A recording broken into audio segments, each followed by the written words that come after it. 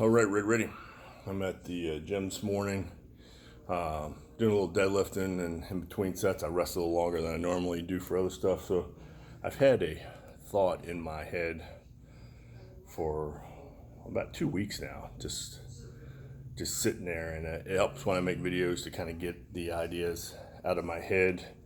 I like to think there's people that are listening to the things I say, but if not, it's just therapeutic for me to get these things, my ideas out, at least on video, so that later on in life I can look back on and go, yeah, I live by those kind of ideals. So what I want to talk about today is basically one of those aha moments I had in my life. And as you get older into your late 30s and 40s, I think with all your life experiences, you start to see patterns, and you make changes in your life to make yourself happier. Things that constantly happen that disappoint you or upset you, you start seeing these patterns, and you're like, hey, I need to make some changes or else I'm just going to be a very unhappy person. So what I'm talking about today is pleasing others and putting others before you. Always wanting to be the nice guy and do for people, which that's a good person to be. But when you do it at the expense of yourself, that's not good. I've many sections of my life I would do for people, and it's kind of human nature for when you start doing things for people, they start expecting it. And then that one day when you're like, hey, I just can't do it, you suddenly become this bad person. And I've noticed that some of the most liked people in the world are ones who don't do anything for anyone. So they never let anyone down. It's kind of crazy to think about, but I've known people that have bunches of friends, but at the end of the day, they don't have any skills. You know, they're basically just a happy person that goes along with everything. And people seem to love that. But if you have some skills and talents that people can take advantage of, they will. And I've had that happen many times in my life, helping people do stuff that they didn't know how to do. And then they call on you again and call on you again. And then that one day when you're like, you know what, I'm just busy, they're just like, what? What kind of friend are you?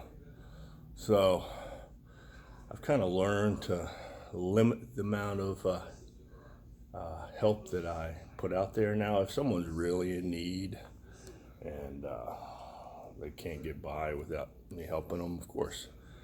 But just to save them a couple bucks or, lighten their load, those days for me are over. I'm more about me now, and that sounds selfish, but you can't make other people happy unless you're happy.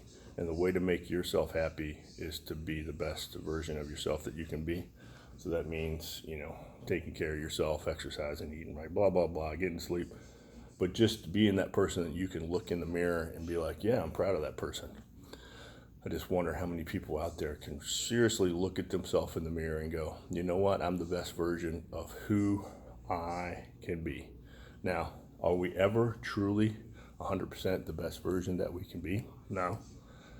But you can always be striving to be and always constantly trying to improve yourself. Just different aspects of your life, your physical fitness. Like for me, I like being strong. I had to take a few steps back, a few months back to lose some weight, and I got weaker and smaller. But it helped me to get some body fat off that I needed to get off, and now I'm slowly getting back to the size I was before and the strength I was. But for me, my staying physically active, cardio, lifting weights, working around the house, that stuff is what keeps me centered and stable and feeling good about myself. It might be different for other people. What makes me happy and makes me feel fulfilled is creating things, building things, kind of artistic in a non-artistic sort of way. Like I'm not a painter or a writer, but I like to make things with my hands, things that I know will stand the test of time and be there after I leave. So I know I'm kind of rambling.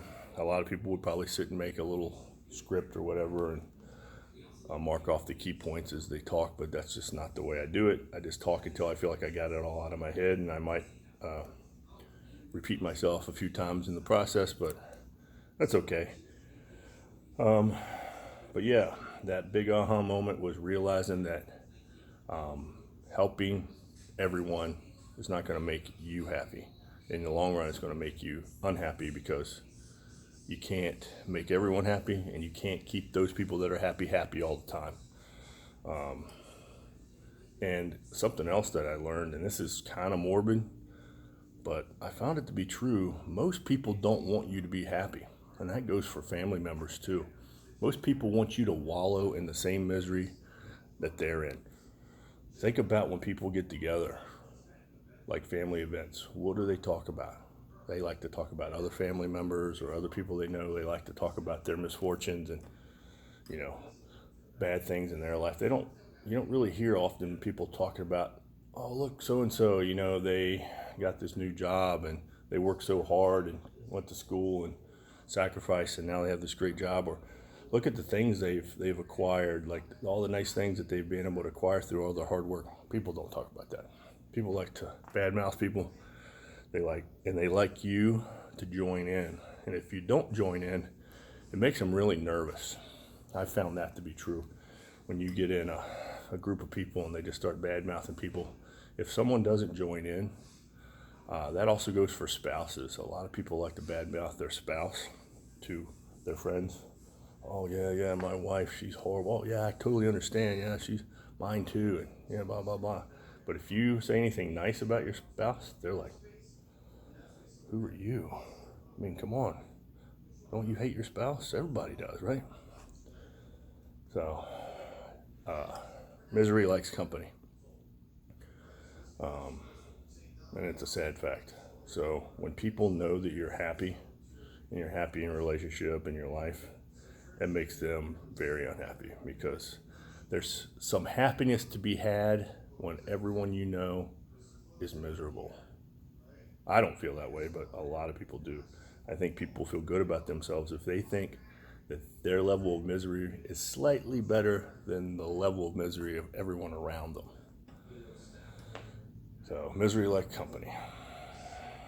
But the kind of life I try to live is outside of that world, where people sit and complain about their family members or their friends, and they just talk about how life just gives them a raw deal. I prefer to just concentrate on the positive things in life and constantly trying to improve my life and the life for my family, and planning goals. I set a lot of goals. So in a nutshell, that's basically what I wanted to say today, and hopefully got some of it through. So I'll talk to you later. Bye.